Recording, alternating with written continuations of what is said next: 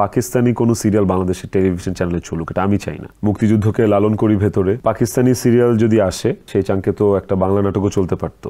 আমার নাটক কোনো চ্যানেলে না গেলে কি হবে, অন্য হিরোদের নাটক যাবে।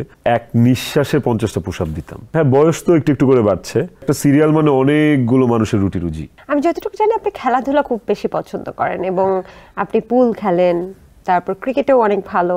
তো এই ব্যাপারটা জানতে চাই, কি কি খেলেন? পুল খেলার কথা তোমাকে কে বললো? I used to play pool a lot, but এখন আর খেলা হয় না, সময় পাই না। ক্রিকেট মাঝে মাঝে যে সেলিব্রিটি ক্রিকেট লিগ বা ভালো কোনো ক্রিকেট লিগ হইলে খেলি, কিন্তু পুল খেলার কথা তোমাকে কে বললো? কেন অপূর্ব বলেছে?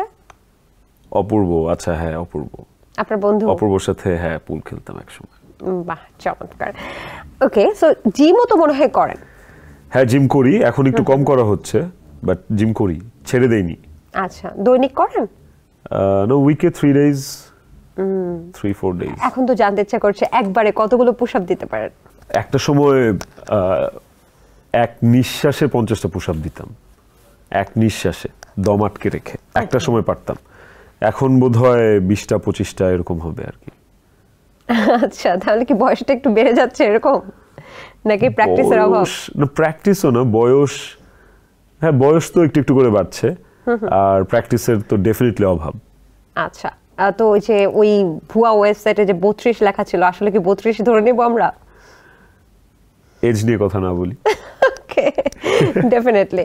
পাকিস্তানি সিরিয়াল বন্ধের হুঁশিয়ারি আপনি দিয়েছিলেন এবং বলেছিলেন যে সব টেলিভিশন চ্যানেলে পাকিস্তানি সিরিয়াল দেখানো হবে সেসব চ্যানেলে আপনি আপনার নাটক দেবেন না, বা সেই সব চ্যানেলের নাটকে কাজ করবেন না, এই ধরনের হুঁশিয়ারি দিয়েছেন। এতে আসলে টেলিভিশন চ্যানেলগুলো কি সমস্যার সম্মুখীন হতে পারে? না না, ইন্ডাস্ট্রিতে অনেক হিরো আছে, আমার নাটক কোনো চ্যানেলে না গেলে কি হবে, অন্য হিরোদের নাটক যাবে। এটা আমার সেলফ মুভমেন্ট। আচ্ছা, তুর্কি থেকে আসুক, জিম্বাবুয়ে থেকে আসুক, বা কেনিয়া থেকে সিরিয়াল আসুক, সমস্যা নেই, but I don't want Pakistani কোনো সিরিয়াল বাংলাদেশের টেলিভিশন চ্যানেলে চলুক, এটা আমি চাই না। কেন? কারণ আমার ফ্যামিলিতে মুক্তিযোদ্ধা ছিলেন, আমি মুক্তিযুদ্ধকে লালন করি ভেতরে, এবং আমি পাকিস্তানি কোনো কিছুর কোনো সিরিয়াল বা কোনো কাজের পক্ষপাতিত্ব করব না যতদিন বেঁচে আছি। আচ্ছা, এটাই ছিল কারণ, তাই তো? এটাই ছিল কারণ। আর আরেকটা যেটা বেসিক কারণ, সেটা হচ্ছে যে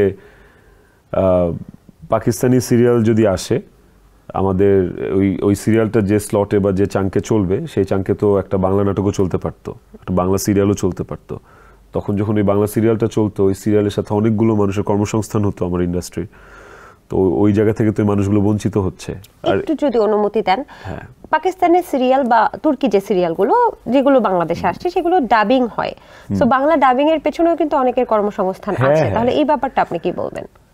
ডাবিং এর পেছনে কর্মসংস্থান এখন তো কম্পেয়ার করতে হবে, তাহলে ডাবিং কয়জন করে আর একটা ইউনিটে কয়জন মানুষ কাজ করে, তাই না?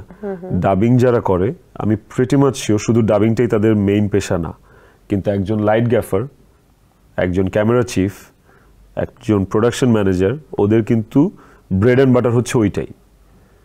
ঠিক আছে, there are very few dubbing artist যারা ডাবিং করে সংসার চালায়, ভেরি ফিউ আমার জানা মতো। আমি তো ইন্ডাস্ট্রিতে 13 বছর ধরে আছি, খুবই কম আমার কাছে মনে হয়, ভেরি ফিউ।